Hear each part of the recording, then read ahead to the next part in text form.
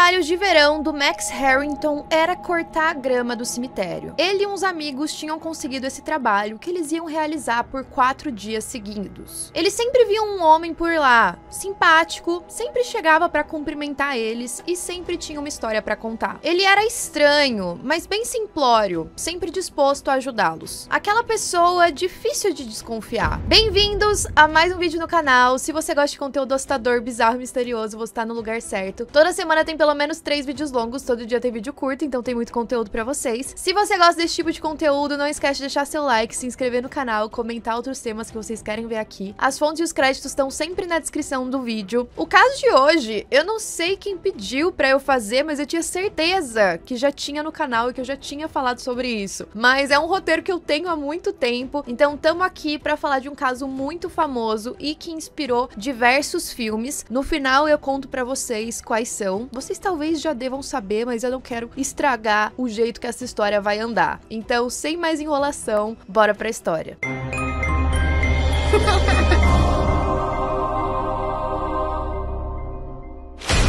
Era inverno de 1957, o primeiro dia de caça de cervos da temporada. Ou seja, era um dia em que toda a população masculina da cidade de Plainsville estava na floresta. Mas tinha um homem que decidiu não ir. Ao invés disso, ele se dirigiu até uma loja de ferragens chamada Warden. A dona se chamava Bernice Warden e ela já administrava aquela loja por muitos anos. Ela também era conhecida por todos daquela cidade pequena. Aquele homem já tinha visitado aquela loja diversas vezes nas últimas semanas, porque ele parecia ter desenvolvido uma certa obsessão pela Bernice. Ele conversava com ela, chamava ela pra sair, mas estava na cara que ela não estava interessada. Além disso, ela era bem mais velha do que aquele homem. Ela tinha 58 anos, enquanto o homem estava ali no fim dos 30. Naquele dia em específico, ele entrou pedindo um galão de anticongelante. A Bernice pegou a substância, colocou dentro de um pote pra ele, ao mesmo tempo em que ela escreveu um recibo. Ele foi até a caminhonete para levar o galão e depois voltou para dentro da loja. Ele se lembrou que tinha esquecido de um item. Na verdade, ele tinha visto um rifle na vitrine e disse para Bernice que também ia levar ele. Assim que ela saiu de trás do caixa para ir até a vitrine pegar aquele rifle, o homem atirou na nuca dela. Depois, ele carregou o corpo até a caminhonete e levou de volta para a fazenda onde ele morava. Por algumas horas, ninguém notou a falta da Bernice. Afinal, todos os homens tinham saído e as mulheres não estavam num dia muito movimentado para sair de casa e passear pela rua. Mas quando o filho dela, o Frank, voltou da caça, ele foi direto para a loja. Ele achou muito estranho que a mãe não estava lá. E além disso, a loja estava aberta, vazia e sozinha. Ele começou a suspeitar que algo estava errado quando viu um rastro de sangue. E nessa hora, ele já tinha o suspeito principal. Ele conhecia muito bem aquele homem que estava visitando a loja nas últimas semanas. Ele já estava incomodando a mãe dele há algum tempo. E além disso, tinha um recibo em cima da mesa com o nome dele. Sem precisar ler aquele nome, ele já sabia que o responsável era um cara chamado Ed Gein. A partir de agora, eu deixo um super alerta de gatilho para essa história, porque tem detalhes muito explícitos, agoniantes e revoltantes em todos os sentidos. E antes a gente vai voltar um pouco para falar quem era esse cara. O Ed nasceu em 27 de agosto de 1906, no Wisconsin. Mas logo quando era criança, ele se mudou junto com a família para uma fazenda isolada. O Ed só deixava a casa para ir para a escola e dedicava a maior parte do tempo dele em afazeres domésticos. E aqui a gente tem uma história extremamente complicada de família. A mãe dele, a Augusta, era sempre espancada pelo pai quando ela era criança e teve uma educação muito rigorosa. Já o pai dele, o George, mudava frequentemente de emprego e ele era alcoólatra. Ele também tinha um irmão mais velho chamado Henry. Por conta da educação rigorosa que a mãe dele tinha, ela transmitiu o que ela sabia para os filhos. E parecia que os 3 homens da casa eram 100% submissos a ela. A Augusta desprezava o marido por ele não conseguir manter um emprego. Os dois sempre brigavam e apesar do George também ser rigoroso com os 2 filhos, ele acabava acatando tudo que a Augusta falava. E algo que ela gostava bastante de discutir era sobre religião. Ela pregava para os filhos que o mundo era um local corrompido, então ela não deixava que eles se aproximassem de ninguém, principalmente de mulheres. Ela afirmava que todas as mulheres eram naturalmente prostitutas, claro, com exceção dela, e que a bebida também representava um mal que precisava ser combatido. Então vocês imaginam o quanto ela brigava com o marido alcoólatra. Só que como ela era muito religiosa, ela nunca se separou dele porque ela acreditava que o casamento tinha que ser pro resto da vida. Ela reservava grande parte do dia dela pra ficar lendo a Bíblia pros filhos, principalmente parte do Antigo Testamento, e ela enfatizava as partes que falavam sobre mortes e castigos divinos. Ela falava, por exemplo, das partes em que a Bíblia dizia que pestes e epidemias eram anunciadas como esse tal castigo divino. Todas as atitudes que os filhos tinham e que ela repreendia, ela falava que eles seriam castigados pela ira de Deus. E ela mencionava sempre o trecho de João 3,36, que diz o seguinte: o que crê no Filho, Jesus, tem a vida eterna. O que, porém, desobedece ao Filho, não verá a vida, mas sobre ele permanece a ira de Deus. Então, como os dois filhos eram bem reprimidos com essa educação da Augusta, eles também tinham a missão de se comportar bem o tempo todo, e eles se tornaram muito confiáveis na vizinhança. O Ed mesmo aceitou alguns trabalhos como babá de crianças dos filhos dos vizinhos. E ele gostava desse trabalho, ele sentia que ele conseguia se relacionar melhor com as crianças do que com os adultos. Na escola, ele era tímido. Algumas pessoas diziam que ele tinha um comportamento meio estranho. E pra piorar a situação, toda vez que ele conseguia fazer algum amigo, ele era repreendido pela mãe, que acreditava que ele deveria ficar isolado. E ele também gostava muito de ler, ele lia vários livros diferentes. O Ed pareceu nunca reclamar dessa educação rigorosa da mãe. Muito pelo contrário, ele vivia com ela era a melhor amiga dele. Em um determinado momento da adolescência, o irmão mais velho do Ed decidiu morar junto com uma namorada dele que era divorciada e já tinha 2 filhos. Esse foi um momento chave em que o irmão do Ed finalmente rejeitou os pensamentos loucos da mãe e decidiu ter os seus próprios. Ele inclusive se preocupava com a ligação que o Ed tinha com a mãe e falava mal dela pra ele o tempo todo pra ver se ele acordava. Só que isso não teve efeito algum no Ed, muito pelo contrário. Algo que os irmãos sempre faziam juntos era queimar a vegetação pantanosa que estava na propriedade deles. Como eles faziam aquilo com frequência, eles nunca tiveram muitos problemas, mas naquele dia o fogo não foi controlado e começou a se espalhar. Isso atraiu os bombeiros para ajudar a controlá-lo. E aí, na confusão que se criou, o Ed acabou se separando do irmão. Foi só quando o incêndio foi finalmente controlado que o Ed reportou que o irmão dele tinha desaparecido. Só que o bizarro é que quando os policiais encontraram o Ed, ele levou todos eles exatamente no local onde o corpo do Henry estava. Ele estava deitado de bruços e parecia já estar morto há algum tempo. Ele não tinha nenhuma queimadura e tinha alguns machucados estranhos na parte de trás da cabeça. Apesar da situação ser meio estranha, a causa da morte foi dada como insuficiência cardíaca em decorrência do incêndio. E os médicos imaginaram que ele tinha batido a cabeça quando ele caiu, por isso dos ferimentos. Só que me pareceu uma coincidência. E bem no momento em que o Henry estava brigando muito com a mãe dos dois. O fato é que a morte do irmão fez com que o Ed se tornasse ainda mais próximo da mãe. Nessa época, o pai deles também já tinha falecido por conta de problemas com o alcoolismo. Por um lado, a morte do pai até que foi boa em relação aos irmãos saírem um pouco mais de casa para tentar ajudar nas contas. Então, como eles precisavam ajudar a mãe a manter a fazenda, eles começaram a ter um pouquinho mais de convívio social. Mas isso não durou muito tempo, porque pouco depois da morte do Henry, a Augusta teve um AVC. O Ed cuidou muito bem dela nos meses que se seguiram depois desse AVC. Boatos diziam que ele até mesmo se deitava na cama junto com ela, a acariciava e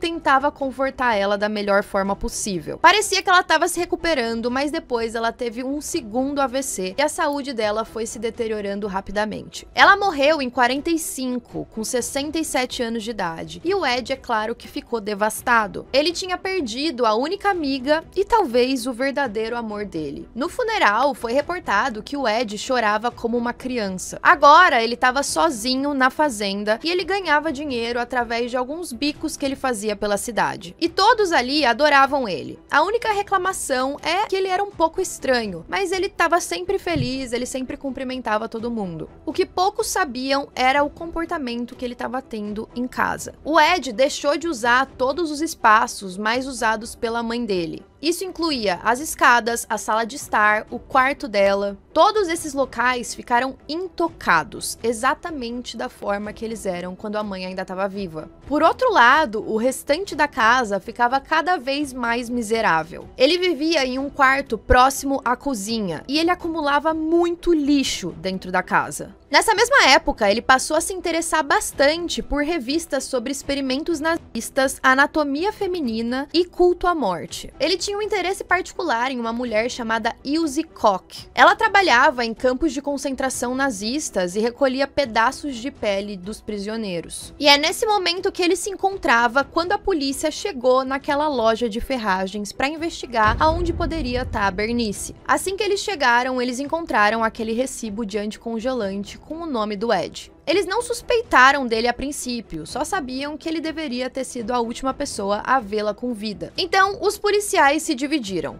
Um grupo foi atrás do Ed para tentar encontrá-lo e o outro grupo foi até a fazenda dele. O Ed foi encontrado jantando na casa de um vizinho e ele foi preso imediatamente para dar um depoimento. O grupo que foi para a fazenda foi o que mais se chocou e fez com que o mundo inteiro se chocasse depois. Naquela noite, eles não estavam conseguindo entrar na casa, então eles tiveram que ir na parte dos fundos. Eles entraram na chamada cozinha de verão, que é um pequeno galpão que fica do lado de fora da casa. A propriedade também não tinha eletricidade, então eles não conseguiam enxergar muitas coisas, afinal eles só estavam com lanternas. E aí, um dos policiais, com uma lanterna acesa, foi olhando ali atrás da casa e ele percebeu que tinha um objeto pendurado nas vigas. A princípio, ele achou que era um cervo eviscerado. Afinal, era o primeiro dia da temporada de caça. Talvez o Ed tivesse ido caçar e levou um cervo de volta. Mas não demorou muito para ele perceber que aquele era um cadáver de uma mulher. Esse cadáver estava preso pelos calcanhares e completamente eviscerado. Ela tinha sido enforcada e estava cortada do externo até a pelvis. Aquele era o corpo da Bernice Worden. Os dois policiais que viram ela primeiro tiveram que ir até o gramado vomitar. É claro que com essa descoberta, os policiais entraram na casa, mas eles não sabiam que o pior ainda estava por vir. Em meio a todo aquele lixo que o Ed estava acumulando, eles encontraram objetos inexplicáveis. Todos esses objetos tinham sido feitos com pedaços do corpo humano. Então, por exemplo, eles encontraram cadeiras estofadas com carne humana, um abajur de pele, restos mortais de 12 cabeças humanas, luvas feitas de dedos e pele de cadáveres. Também tinha um frasco contendo narizes, uma caixa de órgãos genitais femininos, alguns estavam pintados e amarrados com fitas. Também tinha um cinto feito de mamilos femininos e um mastro feito de lábios humanos. O que mais chocou os policiais era uma fantasia de mulher. A roupa era feita com peles, inclusive tinha uma máscara que o Ed depois admitiria usar para fingir ser uma mulher ou fingir ser a própria mãe. Também tinham vários rostos femininos preservados. Alguns tinham batom passado. E os policiais encontraram a cabeça decepada de uma mulher que já tinha desaparecido há 2 anos. O nome dessa mulher era Mary Hogan.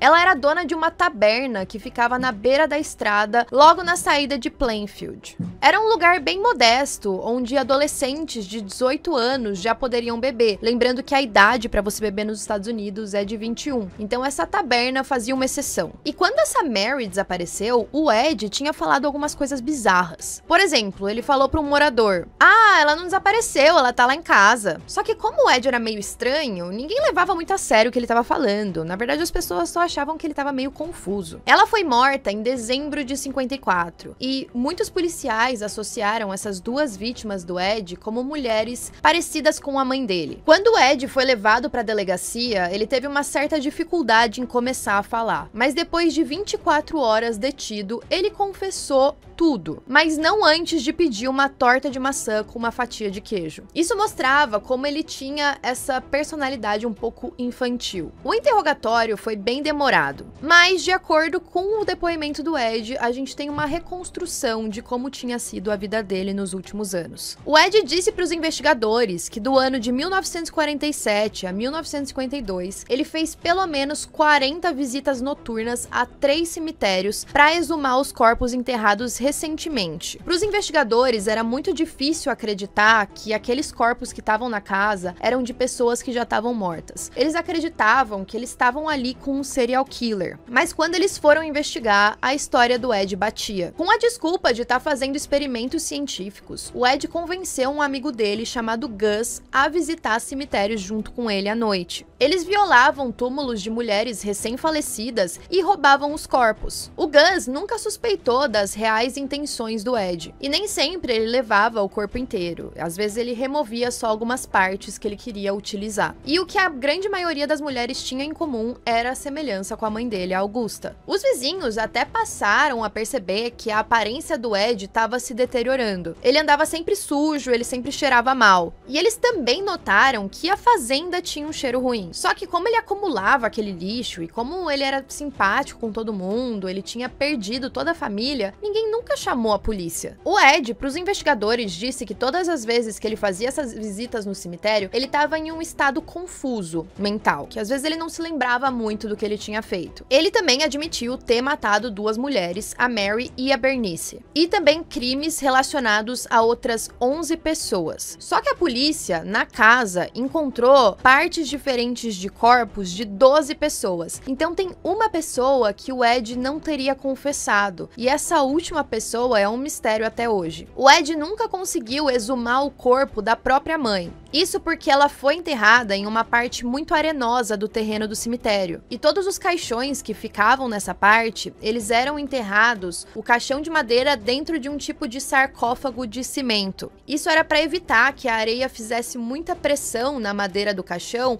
e cedesse em cima do corpo. Então, por conta disso, o Ed não ia conseguir tirar nada dela de lá. Depois que os peritos fotografaram todos os objetos que tinham na casa do Ed, eles foram destruídos. E hoje circulam na internet várias imagens que são atribuídas ao Ed, mas só teve um que teve a sua origem comprovada, que é um caldeirão metálico e que a gente vai falar sobre ele já já. Apesar da confissão, o Ed também disse: "Eu não tive nada a ver com isso, só soube da história quando eu tava jantando." É claro que essa história se espalhou muito rapidamente por aquela cidadezinha e vários vizinhos começaram a ir até a casa na tentativa de espiar o que tinha lá dentro. Como a história viralizou para todo mundo, vários turistas também passaram a ir lá. O julgamento aconteceu em novembro de 1957. O Ed se declarou inocente por insanidade e, pelas análises dos psiquiatras, ele foi diagnosticado com esquizofrenia. Por conta disso, ele não poderia ser julgado pelos atos dele e foi levado para o Hospital Estadual Central para Criminosos Insanos. E lá ele ficou por 11 anos. Depois desses 11 anos, ele foi levado de novo a julgamento porque alguns médicos estavam considerando ele estável para isso. Só que, sob juramento, um psiquiatra falou a favor dele, dizendo que o assassinato da Bernice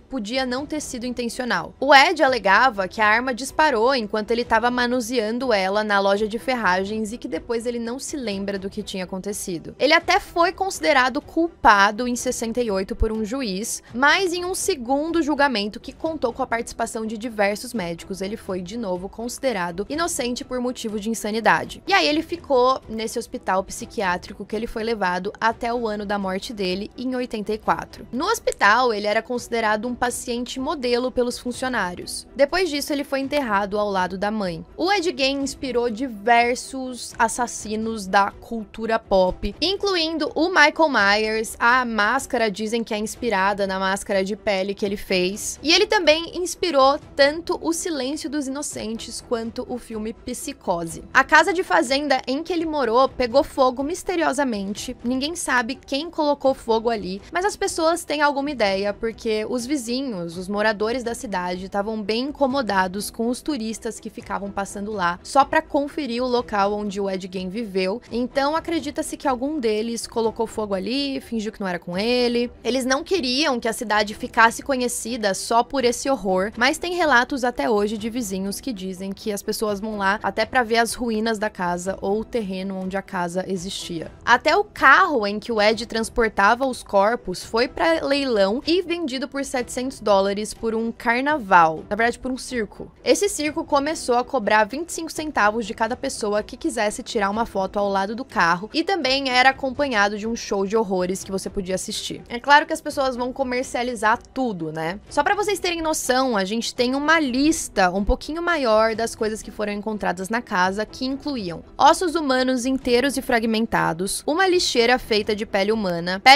cobrindo vários assentos de cadeira, crânios na cabeceira da cama. Aqui é bem importante porque algumas crianças iam comer sopa na casa do Ed e ele dava sopa em crânios de pessoas e ninguém sabia disso, só achava que era uma tigela, tipo só a parte de cima aqui cortada. Uma cinta feita de um tronco feminino destroçado dos ombros à cintura, calças de pele de perna, máscaras feitas de pele de cabeças femininas, a cabeça inteira de Bernice Worden em um saco de pano, o coração dela em uma bolsa de plástico em frente a um fogão, 9 vulvas em uma caixa de sapato, o vestido de uma menina e a vulva de 2 mulheres de aparentemente 15 anos de idade, 4 narizes, um par de lábios em um cordão de cortina na janela, unha de dedos de mulheres e todos aqueles outros itens que eu já mencionei pra vocês. Aqui a gente vê claramente que o Ed não pode ser considerado um serial killer. Ele matou 2 mulheres, o que comparado com os outros casos de serial killer que a gente fala aqui